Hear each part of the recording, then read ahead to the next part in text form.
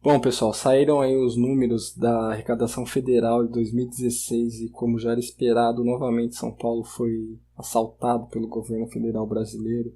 São Paulo enviou para Brasília no ano passado 518 bilhões de reais, isso é meio trilhão de reais, e teve como devolução 41 bilhões. Esse valor não é nem 10% do que São Paulo enviou lá para Brasília, tendo aí um prejuízo de 477 bilhões de reais.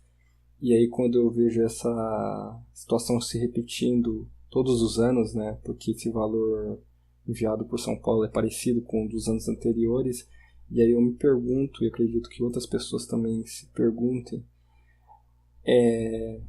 o que São Paulo está ganhando com essa união que está formada ali com Brasília, né? Essa união forçada em que você entrega meio trilhão de reais, recebe um valor inferior a 10%, e você não vê melhoras na saúde, você não vê melhoras na educação, você não vê melhoras na segurança pública. Você vê um país fechando o ano 2016 com o PIB nacional em queda de 3,6%. São Paulo é responsável por 30% do PIB nacional, né? 32% do PIB nacional. Você vê o país fechando com um assombroso número de 12 milhões de desempregados. Esse número, para ter uma ideia, é equivalente à cidade, na população da cidade de São Paulo.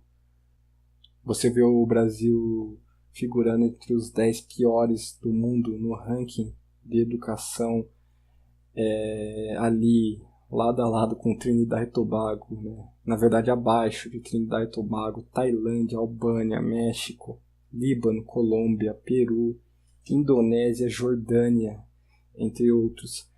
Você vê também o país liderando aí o ranking de homicídios no mundo.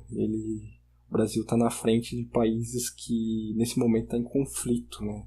Vem de conflitos, como o caso da Síria. O Brasil é o líder mundial. Morre mais gente aqui do que lá na Síria, só que, apesar disso, a população não pode ter armas. Você não pode ter porte de arma. E tem gente que defende isso, né? Nem sabe que o Brasil é o líder mundial em homicídio e concorda com o que o pessoal lá diz, que não pode ter arma. Estranho, né? Você tem a questão da saúde pública, e você tem um exemplo claro que representa todo o cenário da saúde pública no Brasil, que é o Rio de Janeiro, aí, com aquele colapso que está tendo lá. Você, ainda aí na questão da segurança pública, você tem um outro grande exemplo claro do que é a segurança pública hoje no Brasil, o estado do Espírito Santo, né? Todo mundo viu o que aconteceu lá. As cenas assustadoras que se passaram ali durante dias no estado do Espírito Santo, e que é só um exemplo ali resumido do que é a situação do Brasil hoje, né? Esse mesmo país aí, que, como eu falei, os estados entregam bilhões na mão do governo, na central de Brasília, e não recebe nada em troca.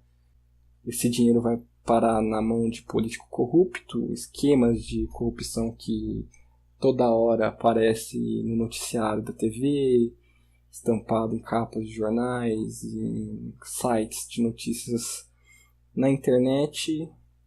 É só isso que aparece, você não vê nenhuma notícia boa na questão, né, dos serviços públicos, somente falcatrua. Só que aí você vai discutir a questão do separatismo, a possibilidade de cada um seguir seu caminho, né, de dar a oportunidade de cada estado seguir seu caminho, já que está mais que claro que não deu certo essa união existente aqui no Brasil, e que seja então dada a chance de cada um seguir o seu caminho. São Paulo fica com seu meio trilhão que é gerado ao ano, que poderia ser bem maior que isso caso não houvesse barreiras do governo federal brasileiro, né? Assim como outros estados. Você tem, por exemplo, não vou dar só o exemplo de São Paulo, o Sul, até mesmo o Nordeste, eu acredito muito que, por exemplo, se o Nordeste fosse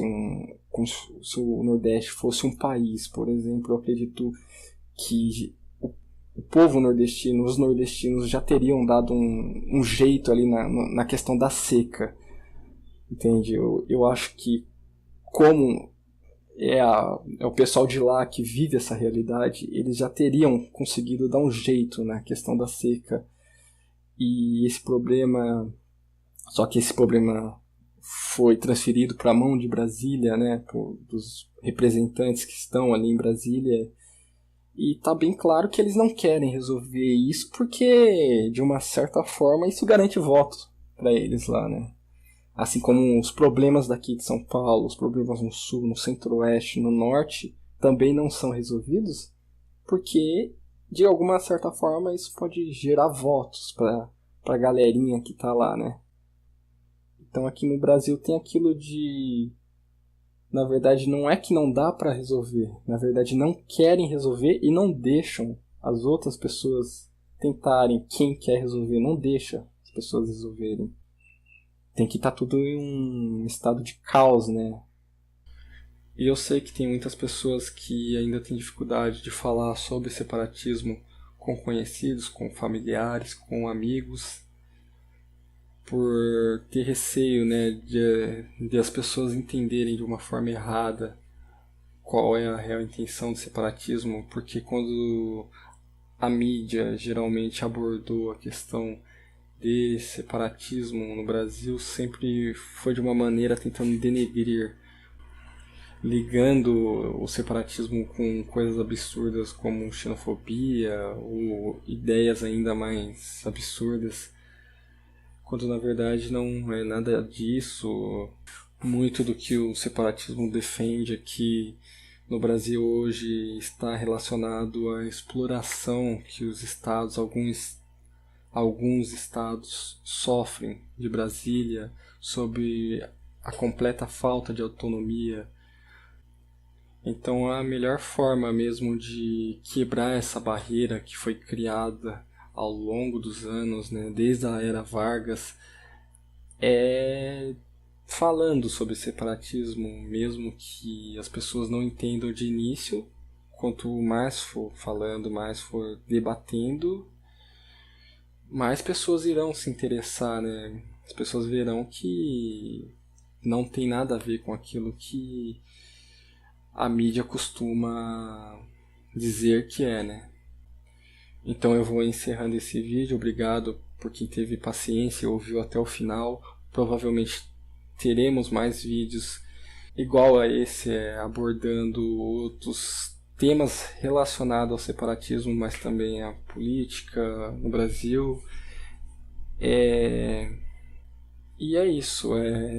Se inscrevam no canal porque isso ajuda demais no crescimento, né, da divulgação da causa, espalhar a ideia do separatismo de uma maneira correta, para que todos possam ter a oportunidade, para aqueles que ainda não entenderam o que realmente é o separatismo aqui no Brasil, para que todos possam ter a oportunidade então de ver que não é esse bicho de 7 cabeças. Então peço que se inscrevam no canal, que dê um like no vídeo e que também compartilhe com outras pessoas nas redes sociais, para que mais pessoas possam ter a oportunidade de compreender melhor o que é o separatismo e aí tirar suas próprias conclusões, né?